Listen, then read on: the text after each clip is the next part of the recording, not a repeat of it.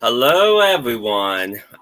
We are back after we took a break um, for the month from the month of August. It we just everyone's getting it. Their final summertime activities in. Of course, it's kind of like Christmas. Everyone's going crazy about setting up for Christmas. Um, because when summer's over, we got students got to go back to reality of going to school, and teachers have to go back to work, and so forth and so forth. So I hope everyone had a good summer in spite of Biden inflation. How was your August? It's been busy, very busy. Working with local campaigns, trying to get the literature out there, distribute yard signs, getting people registered to vote. Did a flag wave a couple of weeks ago. Got to take my drone out and do some fun videos and some photos of that, just to kind of show like the grand scale of like, hey, yes, we're Republicans, but we want everybody to register to vote and exercise their right to do so. So we are just, hey, we are the paper pushers. Come see us, things like that. Couple county meetings, and then just work for me. I've been nowhere near as busy as you, Quinn. You've been all over the place. It's just like every time I turn around, it's like you're popped up somewhere else, interviewing new people. I was like, yeah, that's awesome. Take advantage of the nice weather. Well, I'll tell you what. I'll have to do it in freezing cold air too. And speaking, I took a little break myself for August. I went to the Allentown Fair, and man, Biden inflation is so high. Um, it cost two. It used to cost $8 last year to get in. Prior to that was $5. And then if that's not enough, um, back in the day, you could get in preview night for free if you bought a canned good. Now it costs $3 to bring a if you bought a canned good. And then $5 to get in regular price for preview night. And then if that's not enough, lemonades, $10 just for What? one cup. They had booze in Yeah, them, right? $10. They were boozy Huh? lemonades, right? Like they had, get you messed up, like have a good time. Nope. Just water, sugar, and lemons. I, And if that's not enough, I usually love, like when I first came to the fair, my first thing I always love to do is go into the three buildings. You got the one by the grandstand, which is a small area, but they used to have vendors there. But that stopped uh, not like I forgot when, but even before Trump became president, and then it was all of the other side, the next to the buildings used to be filled with vendors. mm-hmm. Now, um, things now it's gotten so small on the inside of the other building next to the grandstand one, to the point where there's barely any vendors in there. I was a vendor in there once, and the only time people actually came inside was when it rained, and they didn't even want anything to do with anyone in it, with any of the vendors. And What? then, It costs so much for the vendors to but set up anyway. thankfully, or even just to drive to Allentown, and even if you're local, it cost me $600 just to be a vendor there the one year. Ooh. And it's sad because it was it because it used to be a great fair, a very great fair. People loved going to the Allentown Fair when I first came to Allentown. But ever since Biden took over, and now 3.5 years later, which we will be talking about Kamala, unless if people raise some questions about topics they want to talk about tonight. On the live feed, which we welcome you to do tonight since it's our first night back. But or otherwise, we'll get into the debate tonight as a discussion. But yeah, it's pathetic how it doesn't take very much for our government to screw us over. And by the way, going back to your comment, we're not all Republicans. I'm the Constitution Party. And it's time for the Constitution Party to rise and to have a voice to be heard.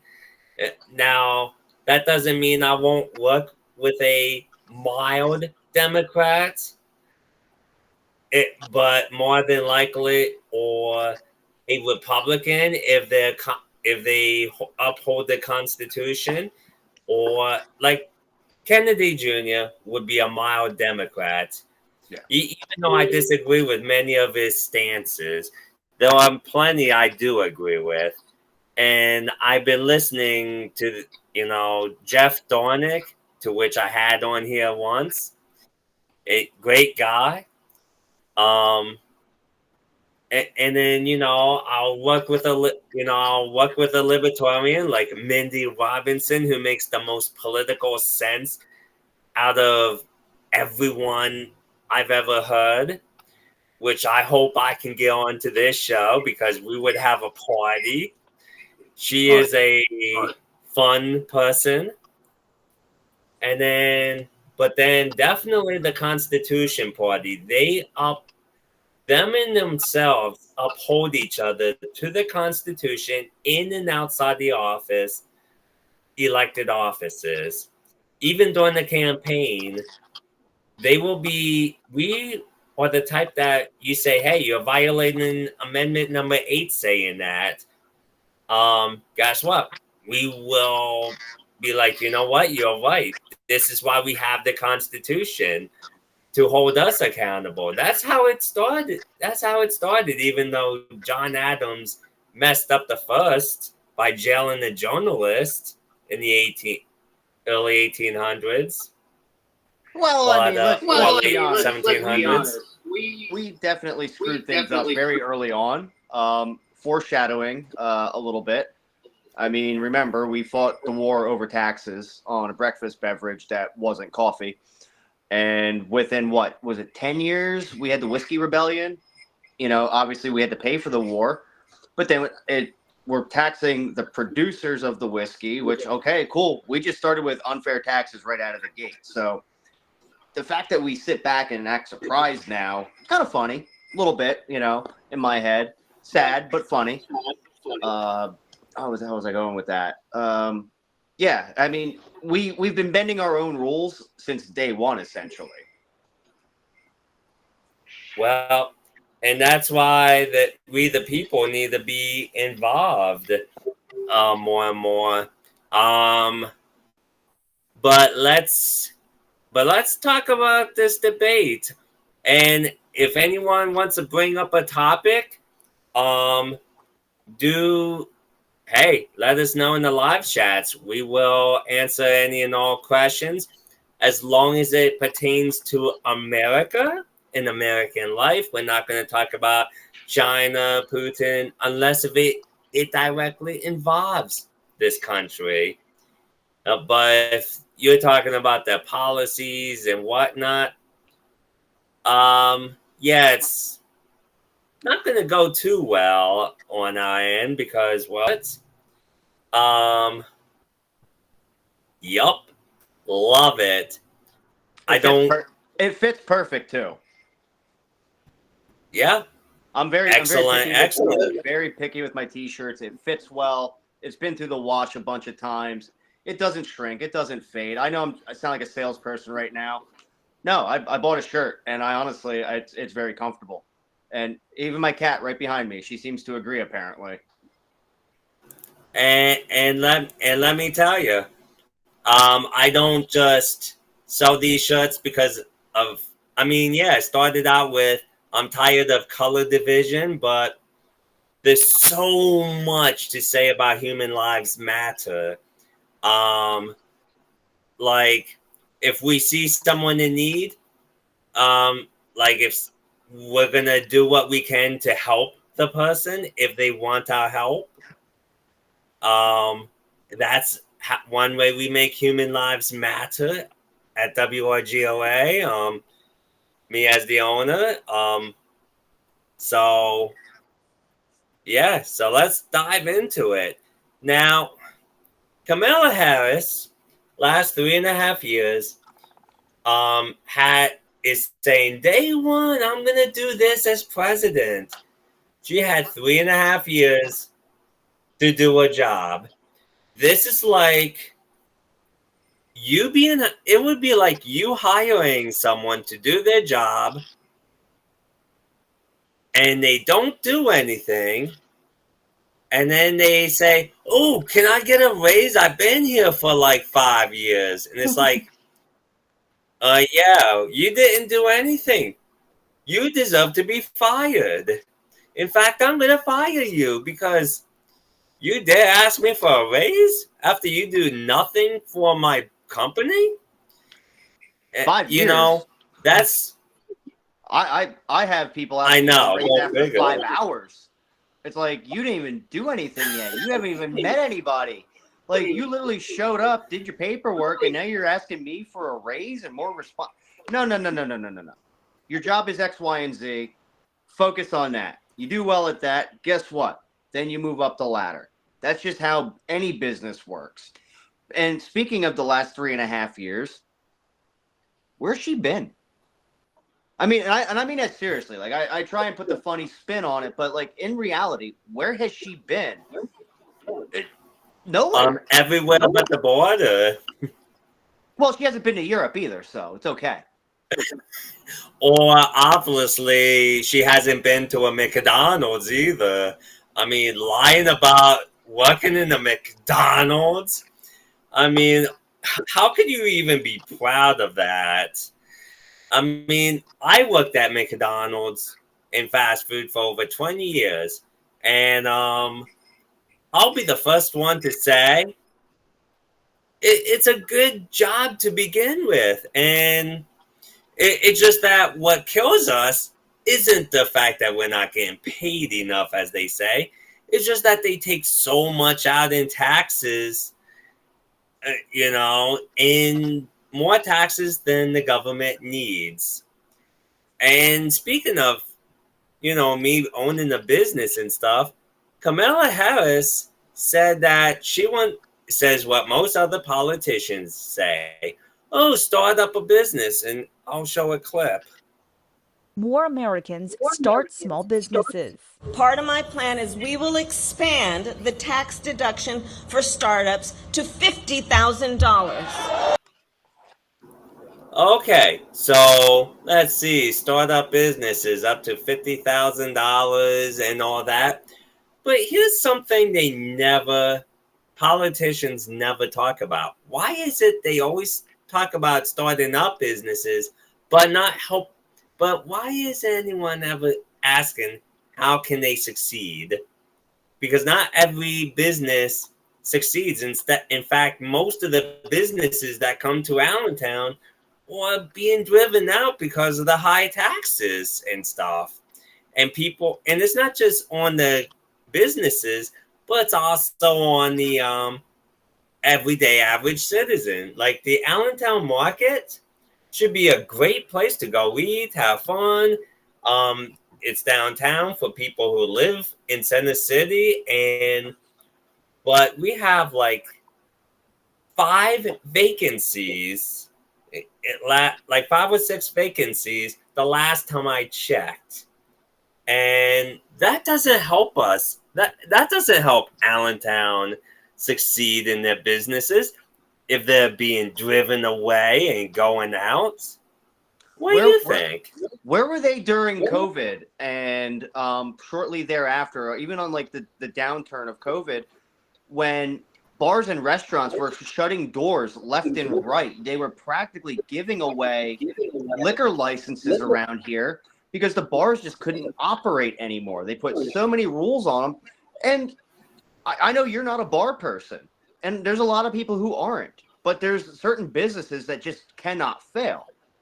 And one of them is a bar, because a lot of people who drink a lot, they tend to feel guilty. Yeah, they have this internal thing like, well, if I sit at home and drink with my cat, I'm weird. So I'm going to go get drunk with a bunch of strangers. And that's what people did. They socialized. Now we've become so disconnected from other people. We only talk with each other on the internet. Now, granted, you and I haven't met in person yet, but we've had phone calls. I mean, and in reality, our schedules just don't jive to meet up. I mean, we're going to make it happen one day. I guarantee you that. But what happened to that? So we're going to take those businesses that just absolutely just died because of their mismanagement of a certain thing that happened towards the end of 2019, throughout 2020 and midway through 2021, that you just screwed so many people. And now you messed up not just the business aspect of it. You took the ability to be social and see people and meet new people and integrate with your community. Now people are so mentally screwed that they're almost scared to meet new people. I see people that used to be the most outgoing individuals. They're like afraid to leave their house. They don't want to go anywhere that they're not familiar with. If somebody they don't know is going to be there, they're like, nope, I'm out. That is only aiding in their division. The more I look back on it, the more it makes sense. It's like a calculated kind of thing, not to put my tinfoil on, but it also helps divide us. Because the only thing everybody knows about each other anymore is what's posted on the internet, either by that person or about that person. Because we don't go out there and actually shake hands and look each other in the eye and be like, hey, you know what? I have a cat too. We should meet and talk about cats and have coffee and, go for a walk in the park and just talk about life, something that's whatever. But no, we argue with each other on the internet. Quinn, I love the people in your group because it just makes me feel intelligent a lot of times. The same, I'm not going to name names, but Mr. Comrade, every comment guy, I hope you're watching. I don't like you, and I'm going to say that right now. If I saw you in person, if I knew who you were, I would tell you that the same way. But that's just my icebreaker towards you, because you present yourself like a fool on the internet. I know I'm ranting. I will wrap this up. But that's what we've degraded ourselves to as a human race, at least as Americans right now, because we're just, got you, zinger. I regurgitated some nonsense I saw on X. Like, yeah, good for you, dude. We don't care. We really don't care what you have to say. Come to me with facts, and then maybe we can talk. But the name calling, the inability to speak face to face or have conversations, we're going to be back. Honestly, Planet of the Apes, I think, is about to become a reality. Well, I say this though. I had a transgender constitutional activist who does First Amendment audits on here very late at night here in Pennsylvania, because they live in California. So you can imagine how untired they were and how tired I was. But I really wanted him on my show, and I was willing to do anything to accommodate him. And let me tell you, I like how they like he was asked. Actually, I think he identifies as a woman, but either way, he's not your typical political transgender type of person. He doesn't believe in kids should be castrated like the politicians believe they should, and he believes in parents should have the right to know about their kids when it comes to their schooling and everything else. In fact, he tried to get a policy about it from the school board, and they basically brushed him off, and because they figured he was just someone on our side of freedom, and they didn't like that one little bit. So of course they're gonna hide the truth from us. I'm actually glad you brought that up, because that just it's one of those division tactics. So obviously I know a lot of right-wing people. It's kind of what we do where I live.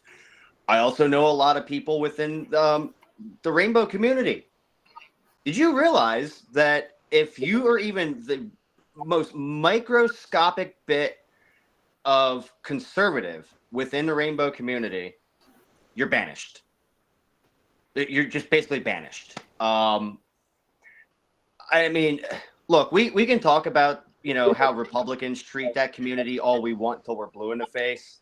At the end of the day, I've never seen, at least personally, somebody who is an outspoken Republican be a jerk towards those people. I'll tell you who I have seen be a jerk towards those people: their own people. And it's freaking disgusting. Like, you want to talk about inclusivity and everybody has the right to be who they want, unless, there's that little asterisk behind it, unless you want gun rights, unless you think taxes are too high, unless you think, children should be left to be children. I get it. People are going to be people, and as we just progress as society, like, things are going to change. It's the way things work. But what the left has been doing, it's the child who's never been told no.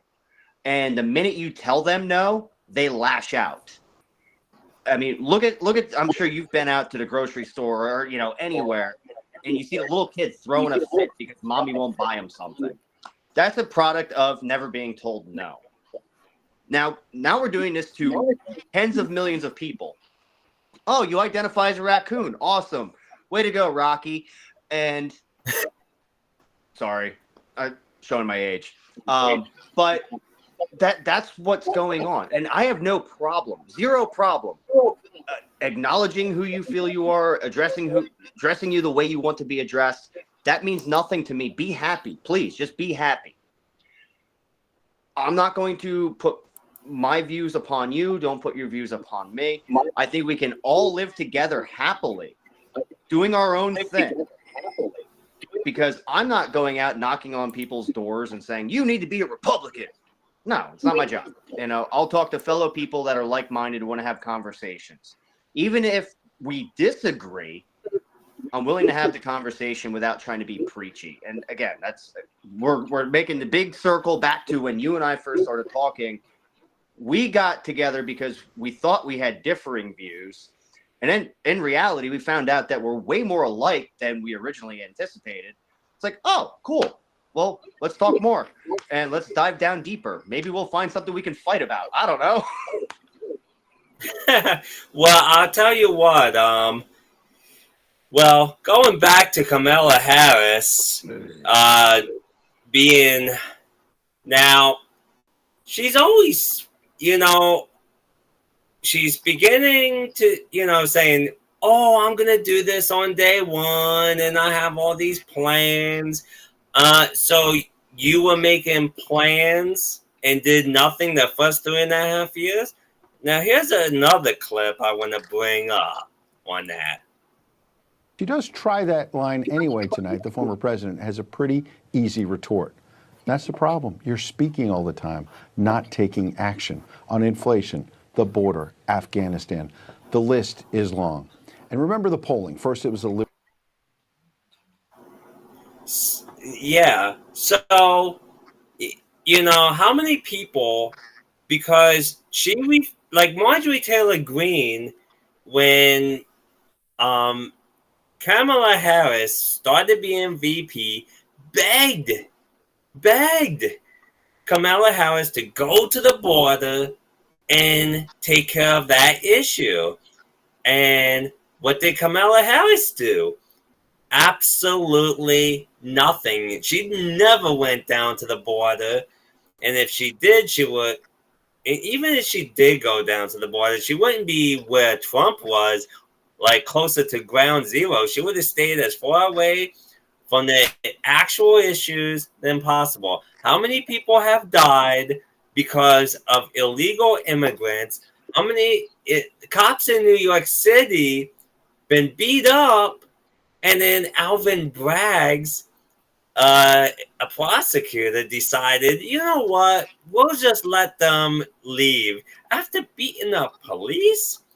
If I was the cops, I would be upset with the voters picking my boss. I would be upset with the bosses because they're elected officials that's supposed to make my life easier. Imagine if we could choose your boss at your job, okay, and we got to vote as a community, and we always pick the boss you hate the most, the one that does nothing, the least amount of work, but you have an opportunity, but another person that wants, and you love the person, they would bend over backwards to make your life easy, but the community chooses the one you hate the most every single time. I mean, how would that make you feel? I mean, isn't that what we're doing in politics? It's 100% what we're doing in politics. We're not actually looking at our candidates. We're looking at the designation behind their name. And yeah, I can point my finger at Democrats all day long. However, we're just as guilty as Republicans.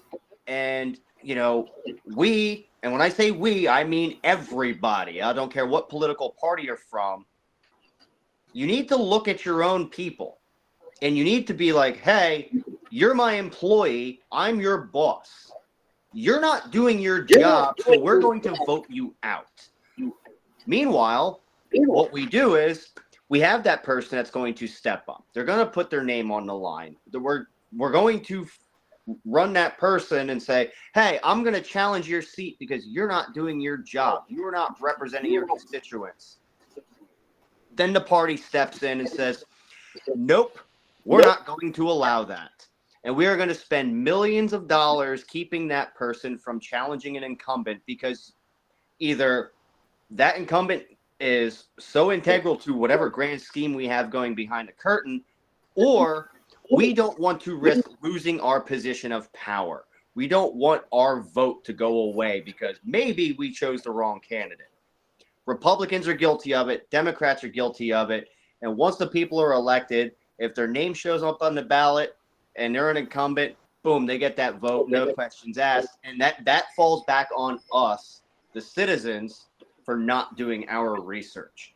Again, that's why I commend you, because you're looking at their policy. You're looking at voting record. Is this person actually worthy of representing me as an American? Or, you know, look what happened to me. I got upset one night and decided, you know what? I want my say. And I got a petition signed and got on a ballot and did that in a matter of 4 days with a little bit of help. It's doable, people. Every single one of you can do it. Every single one of you can go be a politician if you wish. It's just going to tell you one thing. It's a lot of work, and you're going to deal with a lot of hate, especially if you're trying to challenge somebody from the party you're running in. Well, I'll tell you this. The reason why I switched to the Constitution Party is because we have a uniparty going on between Republicans and Democrats. Now, the leftists will say, well, they just changed sides since the 1800s. But no, if they ever heard of the phrase, if you can't beat them, join them. So what do Democrats do? they go inside the Republican Party and they sound like a Republican, but then they end up gypping us. Take a look at Mike Johnson saying we need to send more money to Ukraine.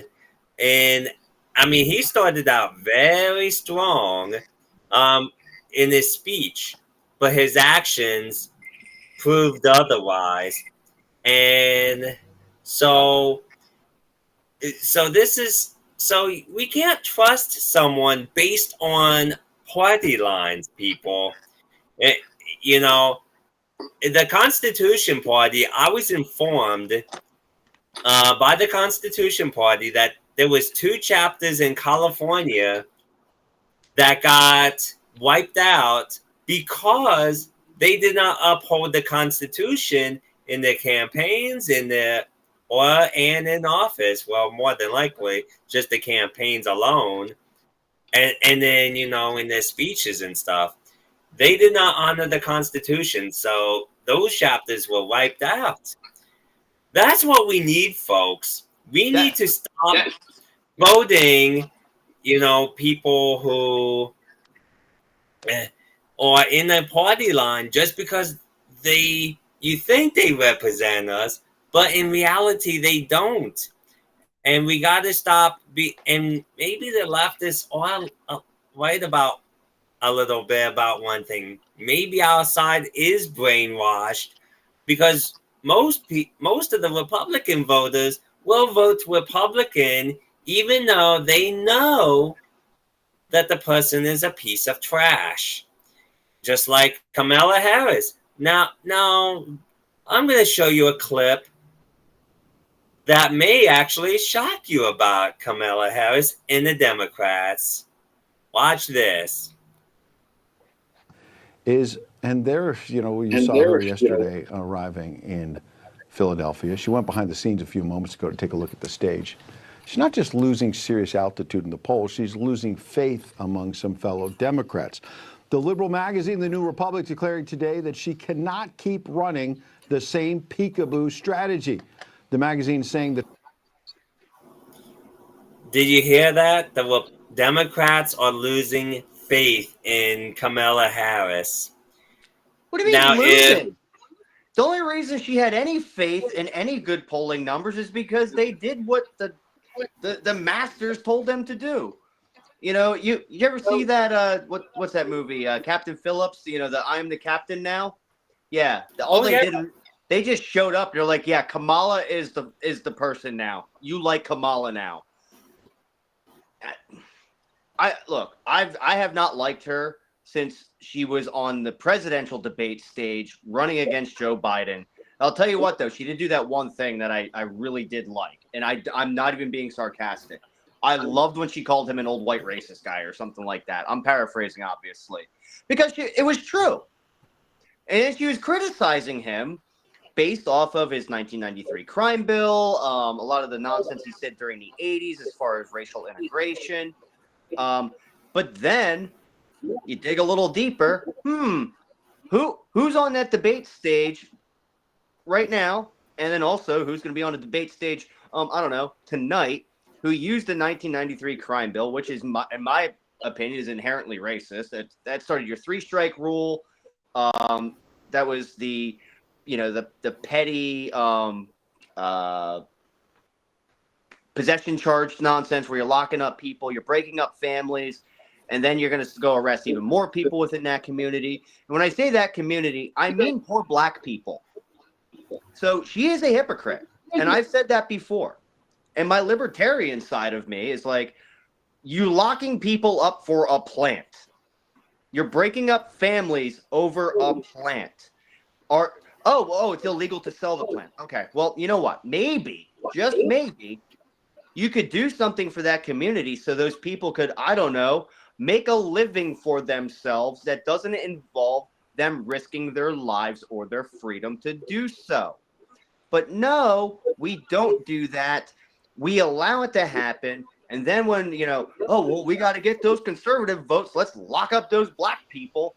And then you're going to run on police reform and justice reform and talk about how the system is rigged against certain people, then use said rigged system to try and shut up a literal candidate for president, ex-president, and then say, oh, well, it's not rigged. How is it not rigged against him if it's rigged against everybody else who has a smaller checkbook?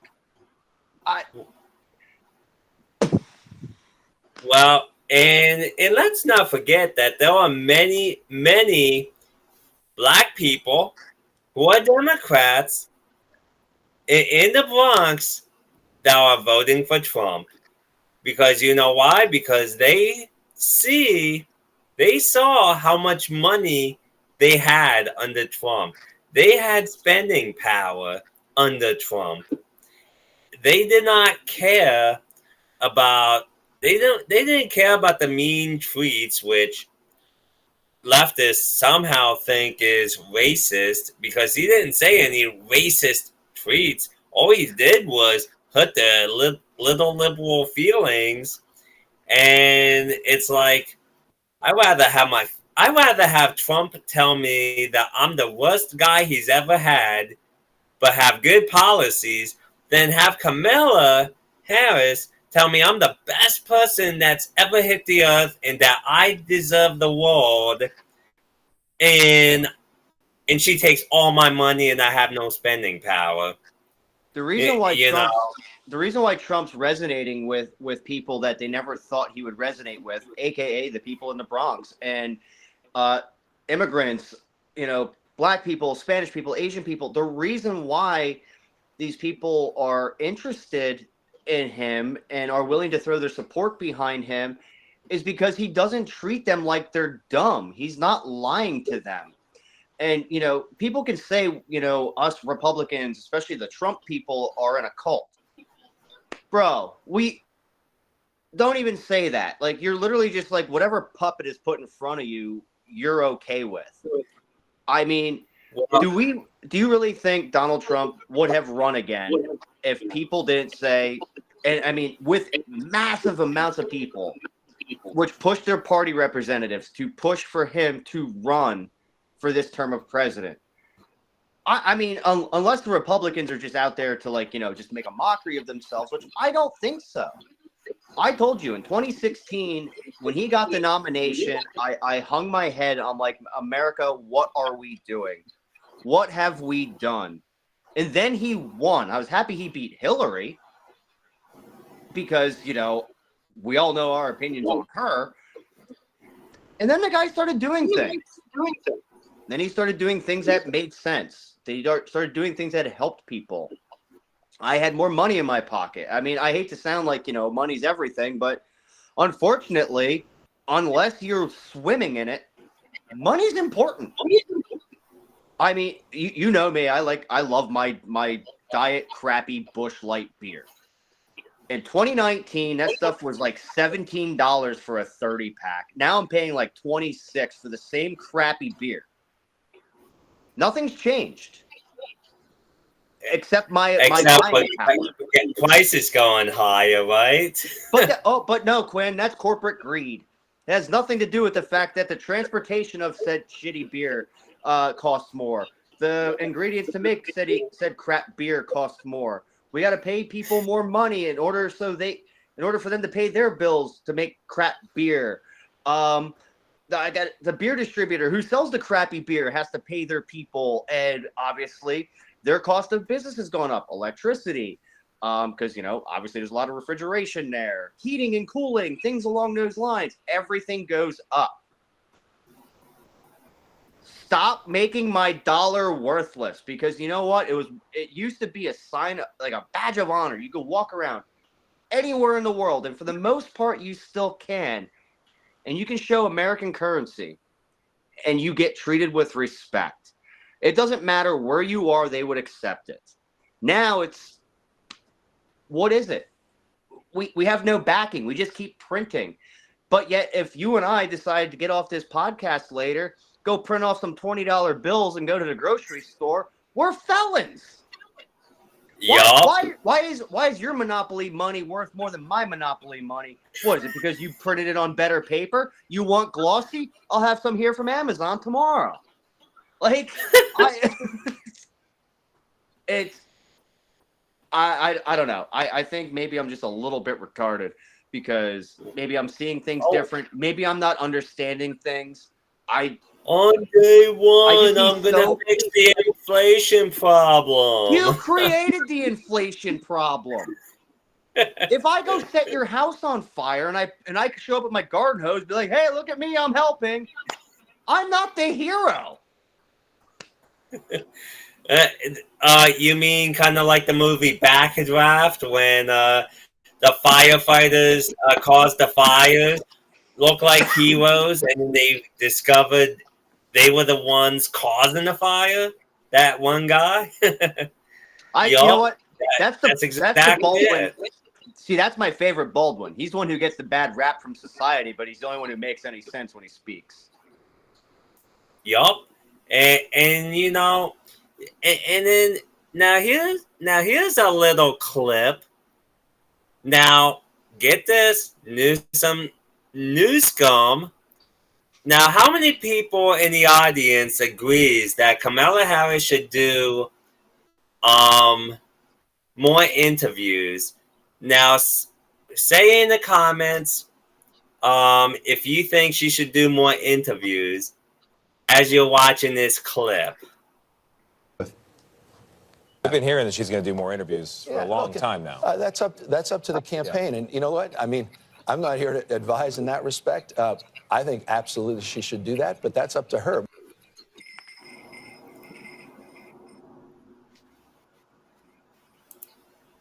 Oh, well, go figure. Now, Newscom could see how much. Now, one of two things I think of when I look at that clip.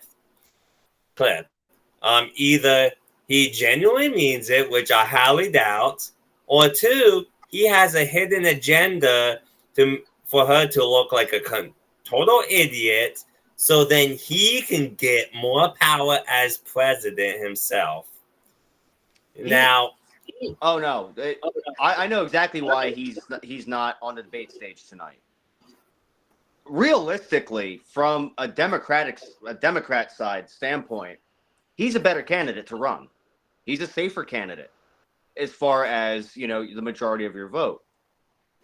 But when Biden ran in 20 and picked Kamala Harris to be the running mate, I'm just going to call it like it is. She's a woman. She's a woman of color. He was going after a very particular set of votes. And when Biden was going to step aside, if they would have bypassed her for Newsom, they would have gone absolutely bonkers. Because you just passed up your sitting vice president, who's a woman of color, to run the white guy. That's just, their party would go absolutely insane. You're breaking up. Well, you know what? Yep, you're back. And okay. Yeah, you do make a very good point. It's like, oh, wow, a woman, let's vote for her. Oh, look, woman of color, let's vote for her. I'm sorry, if I'm going to vote for a woman and someone who has darker skin than me, it's going to be Candace Owens. I'm not going to, because she has more common sense than most people out there politically. And I would definitely, and I bet she would do even a better job than even Trump, to be honest. There are plenty of women candidates that could go and do the job. I mean, I actually like Tulsi Gabbard. I like the fact that she just basically gave the middle finger to the Democratic Party and said, all right, I'm out. And you're seeing it more and more. Who is the other one? Was it Sinema, who got elected as a Democrat, and then they didn't like her because she didn't just, go out there and be like, all right, guys, what are we voting for today?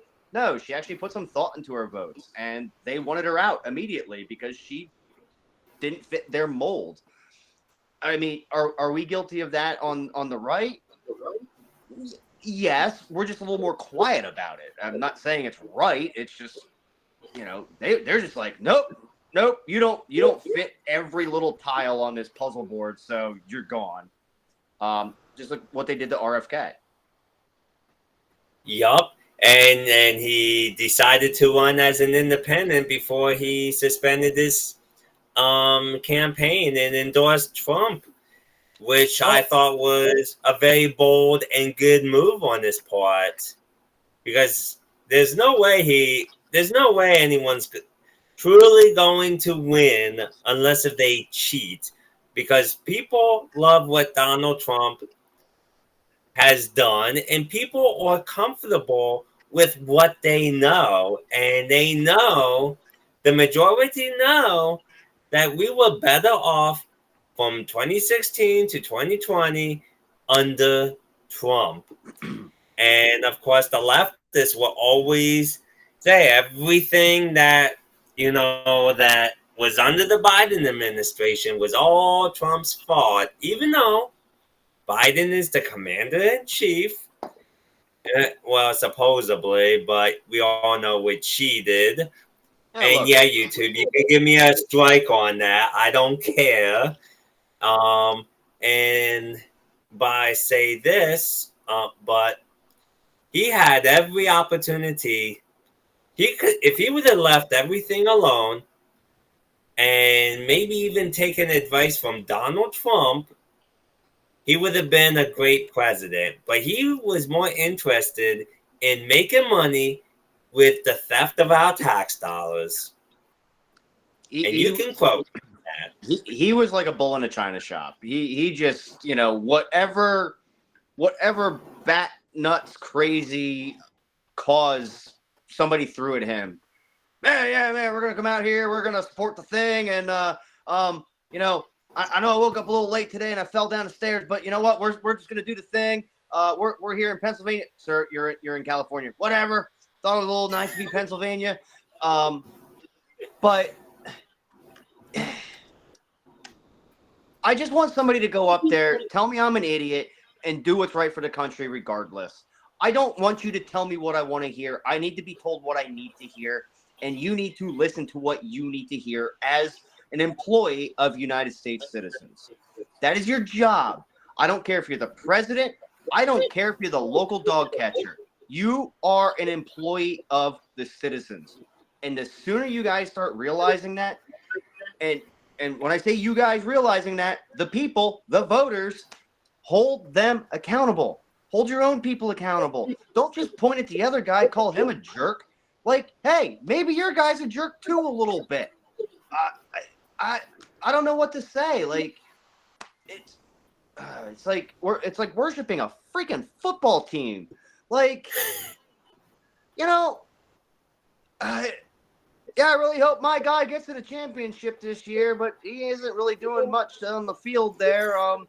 So we're gonna sit him out. We're gonna put our second string quarterback in over here, and we're gonna hope that she's gonna carry this election by not saying a freaking thing to anybody and just whatever the hell she says.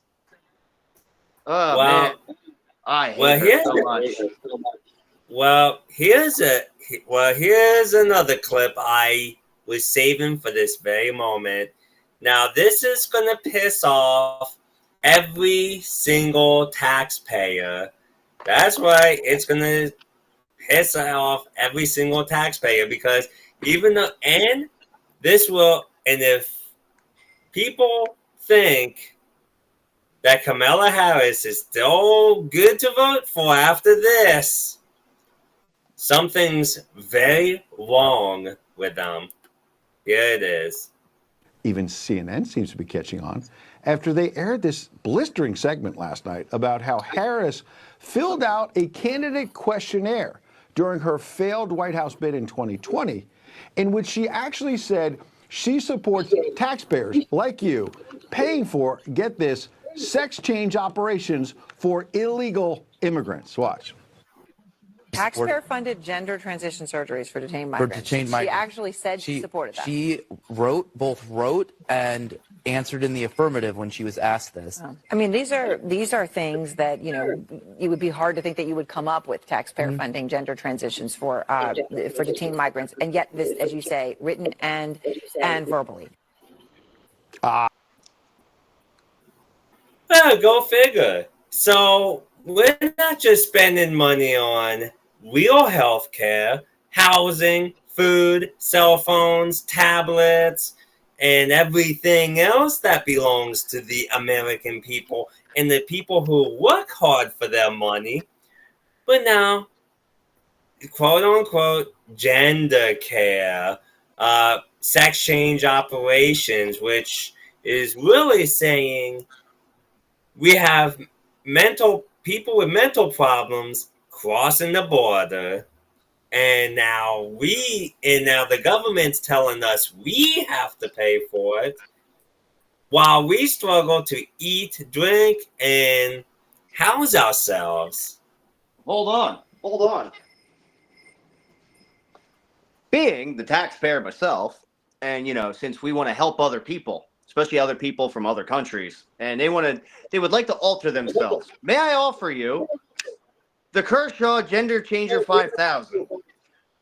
I know that's a very, very, very mean joke to make. However, there are people in this country who are trans who cannot have this surgery because they cannot afford it or their insurance will not cover it.